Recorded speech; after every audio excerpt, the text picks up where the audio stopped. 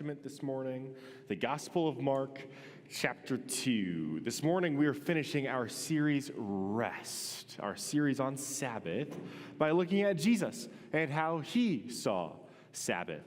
So this morning's conversation comes at the end of this long, dense, 2-week conversation we've been having about our nature as humans and how we're wired to resist our nature as humans. So we learned in week 1 that our baseline as humans is fear. Fear that God isn't as good as he says he is, that there's not enough blessing and abundance to go around. And because we're afraid, we spend all this time working, striving to achieve and earn all the things God said he'd provide for us on his own. And this effort to earn all these things we could never earn on our own leaves us chronically fatigued, angry, worried, and distracted from the beauty and life of the new creation that Jesus has invited us into here and now. But the good news is that's not the whole story. The Bible presents the solution to the problem before the problem itself. What if there's a way of living that forced us to fix our minds and attention on the goodness of God and rest in that every single week? That's what Sabbath is. Sabbath is the discipline of spending one day each week resting in the presence of our God. It's a day spent living as if the new creation has fully arrived here and now. A weekly discipline that trains us to look less like Cain and more like Jesus, less caught up in our own efforts to accomplish our own dreams on our own terms, and more completely and wholly fixated on the beauty and life of the new creation that our God has invited us into. What could be better than that? So this morning, we'll see how Jesus practiced Sabbath. And then we'll explore some different ways that we can practice Sabbath ourselves. So we're starting in Mark chapter 2 this morning. Mark's account of the life of Jesus puts two stories of Jesus on the Sabbath side by side to give us a little color commentary on how Jesus saw Sabbath versus how the religious leaders of his day saw Sabbath. So we're going to read those two stories this morning. They're short, and then we'll talk through what it is that they mean. So Mark chapter 2, join me if you will. We're starting in verse 23. One Sabbath, Jesus was going through the grain fields, and as his disciples walked along, they began to pick some heads of grain. The Pharisees said to him, "Look, why are they doing what is unlawful on the Sabbath?" So the setting here is Sabbath. It's a Sabbath day. It's the end of the week. Jesus and his disciples are out for a walk. They're enjoying the day. And Jesus' disciples, as they're out for this walk, they pick some grain to snack on. Now the Pharisees see them pick some grain to snack on, and they get on Jesus' case about it. Why? Because they're doing what's unlawful on the Sabbath. Now, to be clear, it's not picking someone else's grain. That's the problem here. That's not the issue. The laws of the Torah required that farmers not harvest the edges of their fields, saving a portion of their crop for their community, especially for the poor, the hungry, the needy in their communities. So this is public communal grain that they're eating. That's not the problem. The problem is that the Pharisees see picking grain to snack on as working, which is pretty much the only parameter in the Torah on Sabbath. There will be no work on the Sabbath. So it's up to these religious leaders to define what's work and what's not to enforce Sabbath.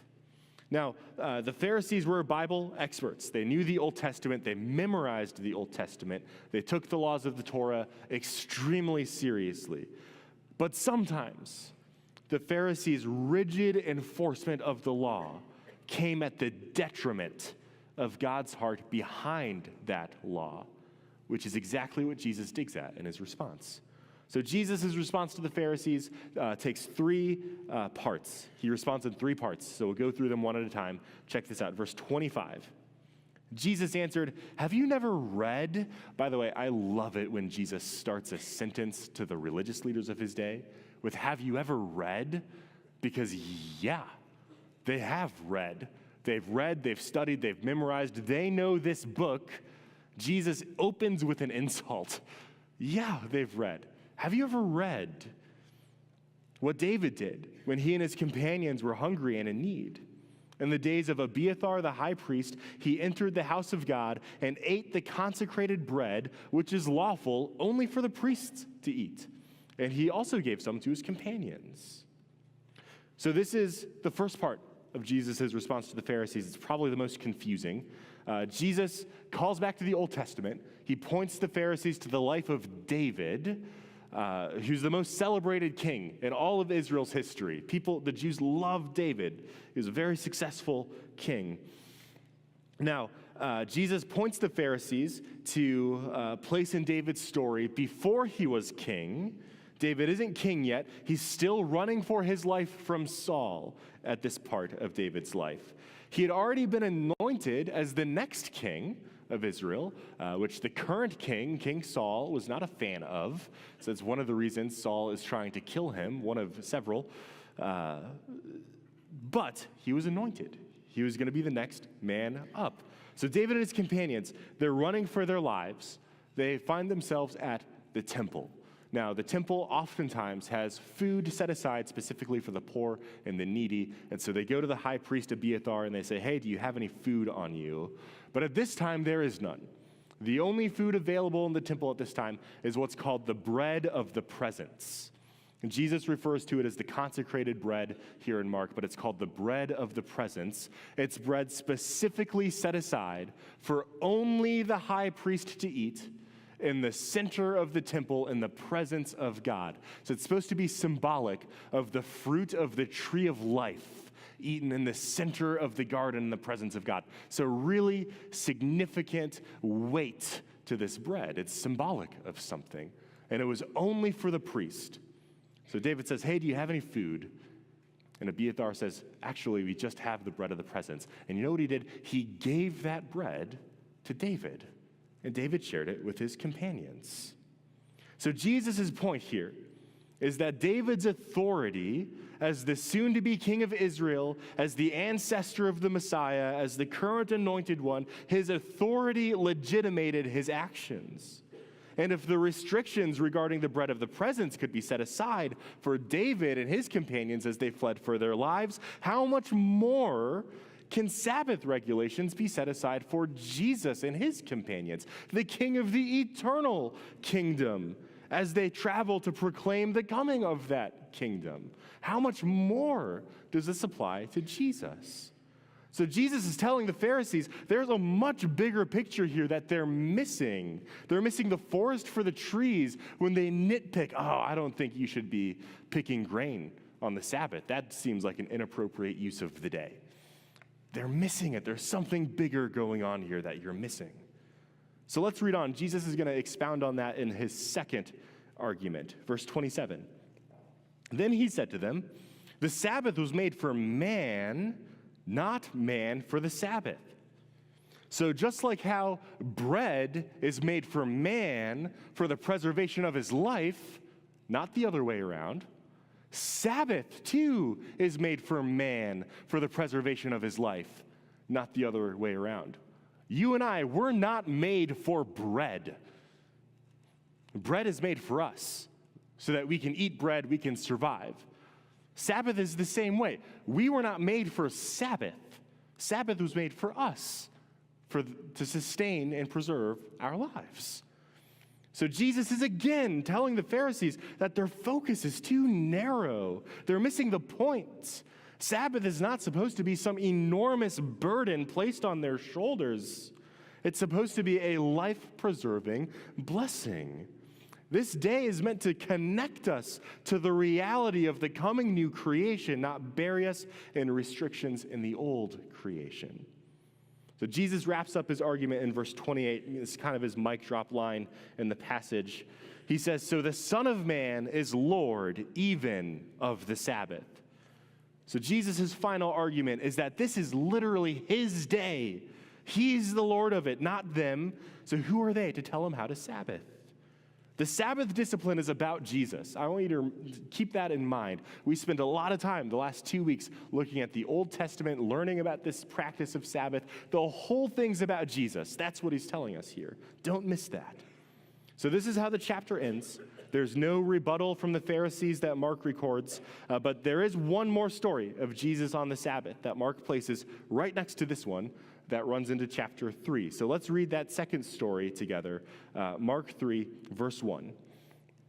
Another time, Jesus went into the synagogue, and a man with a shriveled hand was there.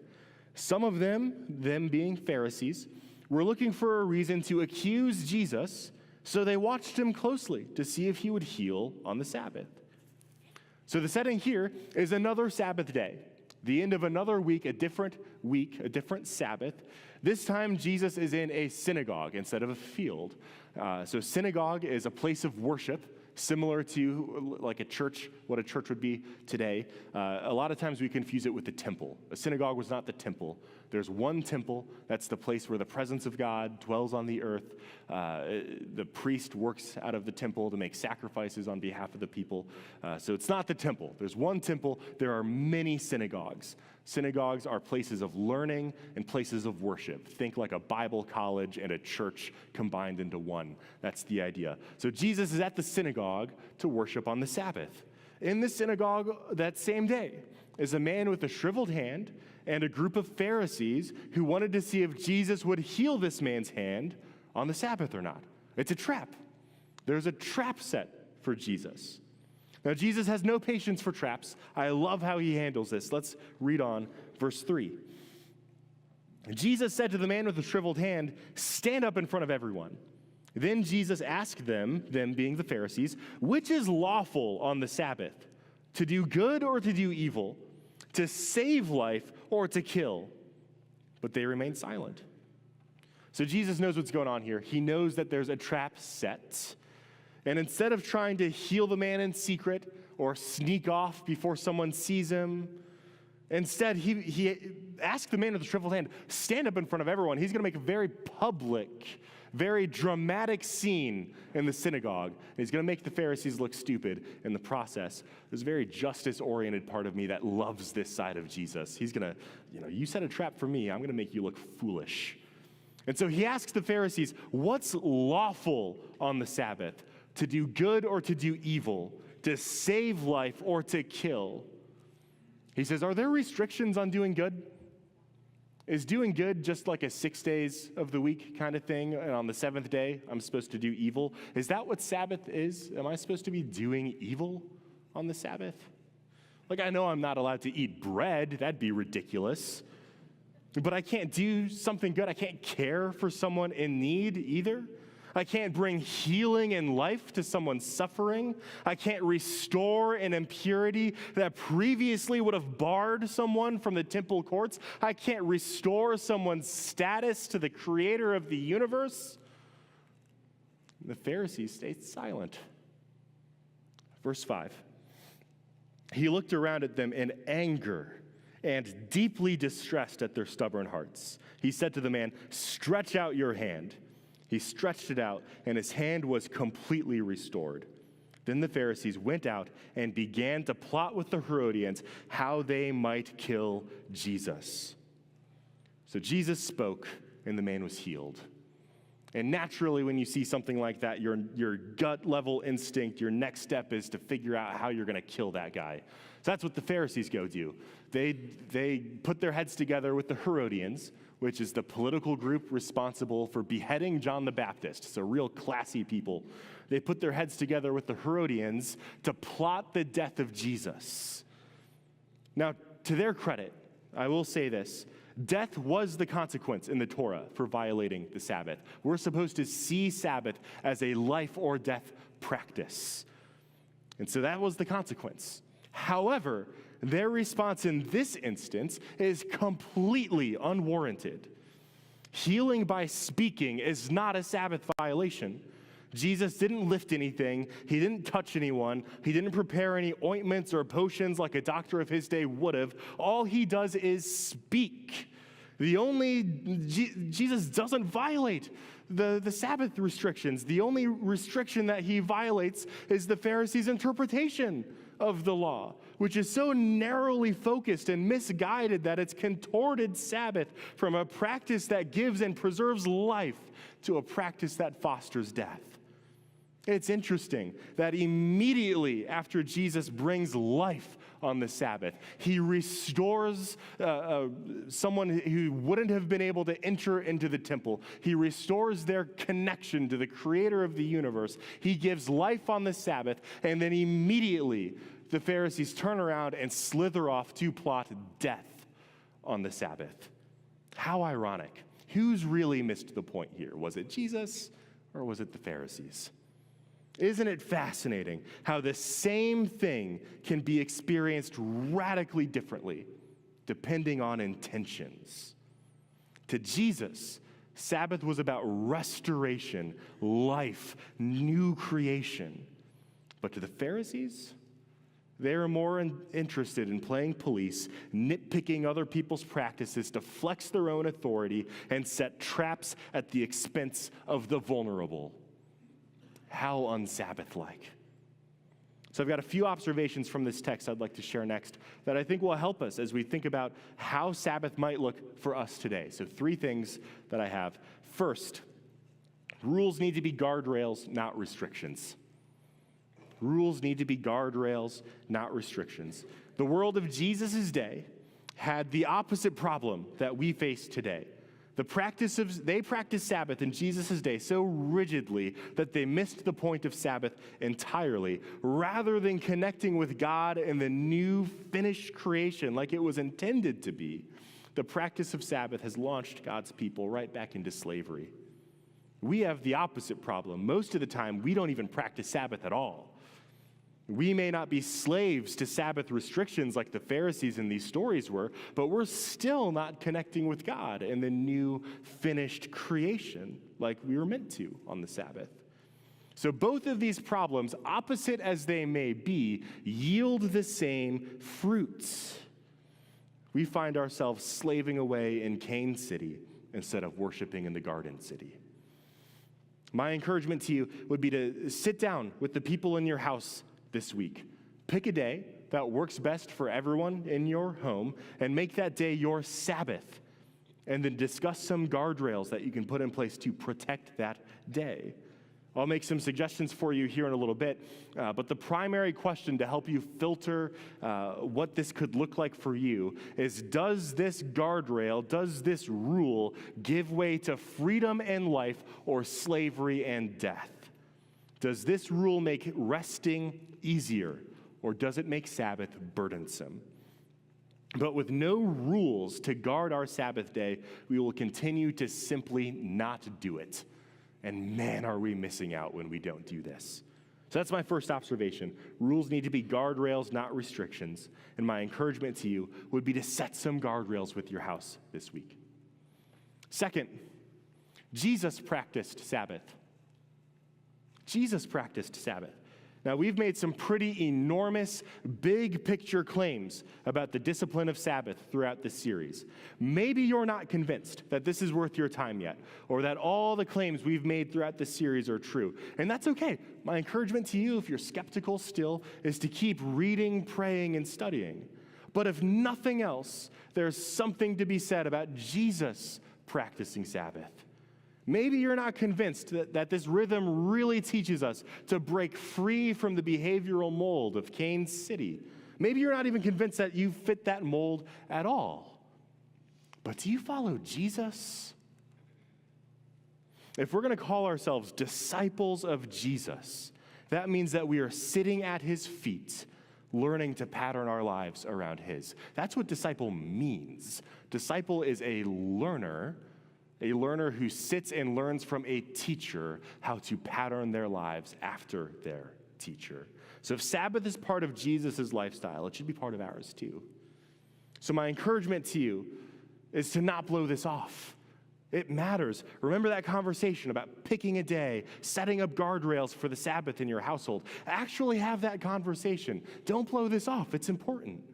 Maybe you don't think it's important for all the same reasons I think it's important, but we can at least find common ground in our reverence of Jesus as Lord and our desire to follow him. So that's my second observation. Jesus practiced Sabbath. It looked different for him than it did for the other religious leaders of his day, but he took it seriously nonetheless. So my encouragement to you is to take it seriously as well. Third, Jesus saw Sabbath not as a rule to be followed, but as a practice that reorients us towards freedom. Jesus saw Sabbath not as a rule to be followed, but as a practice that reorients us towards freedom. So whatever conversation you have with your household about Sabbath this week, keep this at the center of it. Whatever guardrails you put in place to protect this day, don't lose sight of the points. The reality is, as long as we are on this side of eternity, we will be slaves to sin. Hopefully, less and less over time, the more time we spend with Jesus. But as long as we're on this side of eternity, that sinful nature is always going to be lingering in the background. Sabbath is a practice in freedom from slavery to sin. So what does it look like to be in heaven? How does the Bible portray a world where man and God dwell together for eternity? What do your relationships with others look like in that kind of a world? Live like that. That's what Sabbath is about. My encouragement to you here is to keep the main thing the main thing. Don't get caught up in what's secondary. Sabbath is about living in the eternal new creation here and now. Do not lose focus. This whole day, this weekly rhythm is about reorienting towards the freedom and life on the horizon in the kingdom of heaven, the new creation. That's not what it was about to the Pharisees, but that's what it was about to Jesus. So let's reorient together as we learn to practice Sabbath. What I want to do next as we wrap up service this morning is just give you some really practical suggestions for starting the Sabbath conversation with your household. These aren't from the Bible. They're not laws like, oh, you've got to do all these things in order to practice Sabbath correctly. That's not my heart here at all. These are suggestions to get you started. If Sabbath is a new practice for you, this will help get you started. If Sabbath is something that you've been doing for a while, this will help you reorient and refine your Sabbath practice. They're just suggestions. Take it or leave it. I've got 15 of them that we'll go through pretty fast. They'll be on the screen. Write the ones down that stick out to you and that you think would be helpful for you, your family, your children, and let the rest go. Take it or leave it. It's just some ideas to help get you started. I also want you to know I'm not doing all of these. I'm still learning how to do this well and how to be faithful to what the Bible teaches us about Sabbath. I'm learning this stuff with you. This is much more for me as it is for all of you. So with that said, 15 suggestions. Here's some ideas to get you started. First, start where you are, not where you want to be. If Sabbath is a new discipline for you, you're not going to be able to just jump straight in and commit to a full 24 hours of rest. If you can do that, I'd be impressed. But most of you are not going to be able to just jump straight into a 24-hour day of rest every single week. If nothing else, your schedule simply won't allow for it. So start with 6 hours. If that's too much, start with 3 or 1 or 30 minutes. Start where you are, work your way up to a full 24 hours.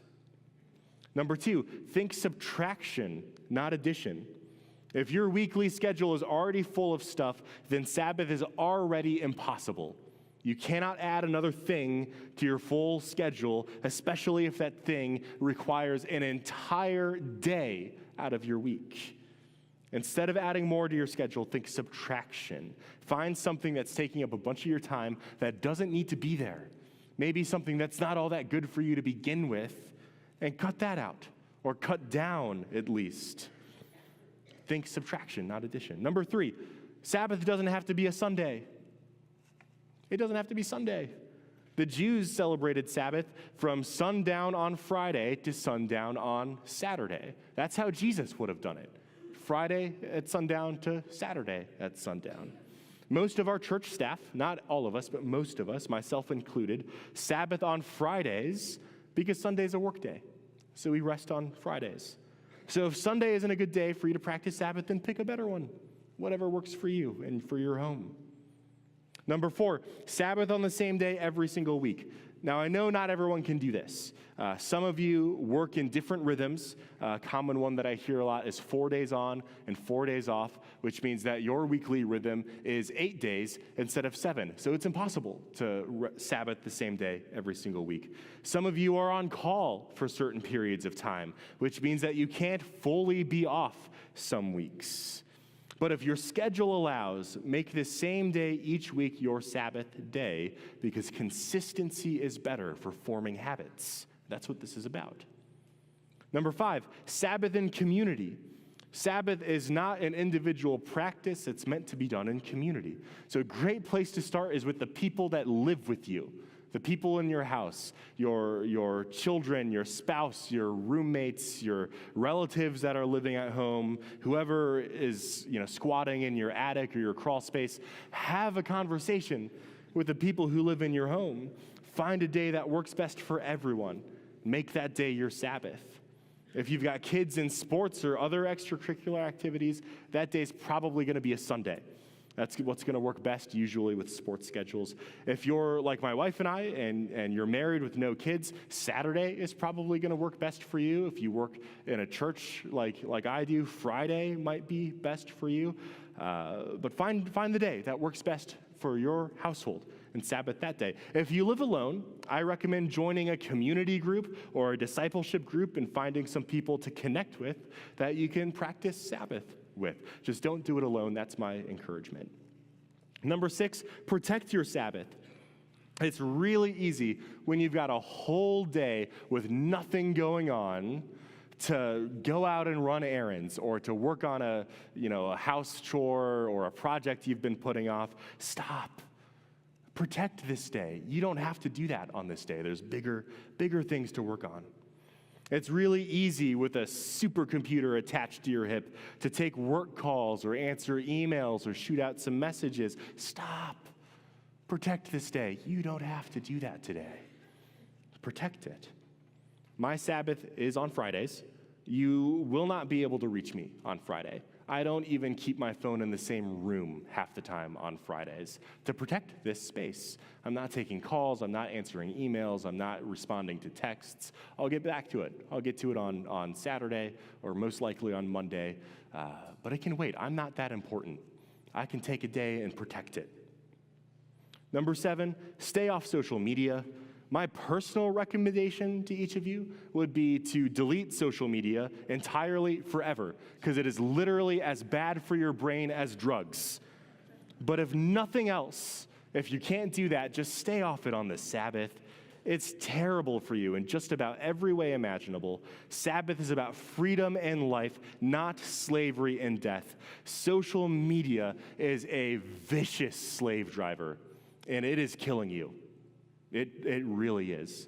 So if you're not going to delete it entirely, that's my recommendation, is to do that. But if you're not going to do that, at least don't indulge it on the Sabbath. Protect that day. Number 8, limit other forms of media on the Sabbath. I'm not opposed to TV or video games on your Sabbath, but I also know from firsthand experience how easy it is to spend the whole day in front of the TV if you don't have some sort of guardrails in place to protect it. So consider what kind of boundaries would be best for you, for your family, your children, your household, that might need to be put into place to guard your Sabbath day. Maybe you need to cut TV off entirely for the Sabbath. Maybe you just need to set some time parameters, no more than X amount of time on this day. Maybe you just need to avoid certain genres of entertainment. Consider what kind of media you'll allow into your mind on the day each week you're meant to be connecting to the new creation. Is this helping or hindering? Number 9, no news on the Sabbath. Remember, this is a day for living as if the new creation has fully arrived here and now. I cannot imagine a more deliberate distraction from the coming kingdom of heaven than the news. I'm not telling you to not be informed. Just take a day off. The tragedies happening around the world will still be there on Monday. Take a day off. Number 10, start and end your Sabbath with a ritual. Light a candle, say a prayer with loved ones, read a psalm with your children. Get creative. Do something to help you make that mental shift from work to rest and back. Number 11, go outside. Even if you're not an outdoors person, go for a walk if you can, if weather allows it. Just go outside, take a breath on your porch, enjoy the world that God's given you to Sabbath in. Number 11, find an activity that brings you life. Sabbath isn't about doing nothing for 24 hours. It's about resting, delighting, and communing with God for 24 hours. So find some activities that are fun for you, fun for your community, your household that you're Sabbathing with, and do those things. Play. Enjoy the day. It's okay to play as an adult. Enjoy the day. 13, don't Sabbath from your kids, Sabbath with your kids. Now, I am not a parent. Maybe some of you are looking at me saying, Connor, you don't know what you're talking about. And what I would say to you is, you're right, I don't. But it seems to me that this would be a great opportunity to raise your children knowing how to rest in the presence of God with community. It seems like a great opportunity. It's right there. There's a lot of guardrails, a lot of roadblocks in our way and our culture today that prevent us from resting well. The internet, smartphones, things like that Jesus and the people in his day didn't have to deal with. But children are not new. People have been Sabbathing with children for generations and generations and generations before Jesus. We can Sabbath with children today. So Sabbath with your kids. Number 14, schedule times throughout the day to pray. Communion with God is a pretty important linchpin in the practice of Sabbath. It wouldn't hurt to set up some guardrails in place to make sure prayer remains at the center of this day. And number 15, my personal favorite, feast. Sabbath is a day of celebration. Enjoy it, treat it as such. Have a party with your friends, eat a big home-cooked meal together, feast. So I hope these suggestions are helpful, and maybe you have a few in mind to get started with as you discuss with your loved ones this afternoon or this week. And if not, that's okay. Meet with your household this week, brainstorm some other ideas instead. These are just suggestions. Just don't let this fall through the cracks. Sabbath is a practice of Jesus, so it should be a practice of ours too. What will it look like for you and your family, for you and your house to reorient yourselves around the coming new creation? What could reorientation like that do for your marriage, for your children, for your workplaces the other 6 days of the week? What could this do to the world around us if we really took Sabbath seriously and reoriented around new creation? Let's talk to Jesus about that. Father, we love you. Thank you for Sabbath, the gift you've given us, the tool you've provided for us for the preservation of our life. We were not made for Sabbath. Sabbath was made for us. So, Father, as we go out from here, give us wisdom in the conversations we have with our families after this, with our loved ones. Give us wisdom and discernment to decide this is something that's going to be really, really good for us. Or maybe this wouldn't be as helpful. Help us to decide what it is that's going to help us fix our minds and attention on what matters without missing the point entirely. So, Father, help us to learn to protect this day and to take it seriously, not to the detriment of those around us like the Pharisees did, but so that others around us can experience the life that we get to experience because you gave your life for us. Father, we love you. Help us to love you more. In your name we pray. Amen. Thanks, Connor.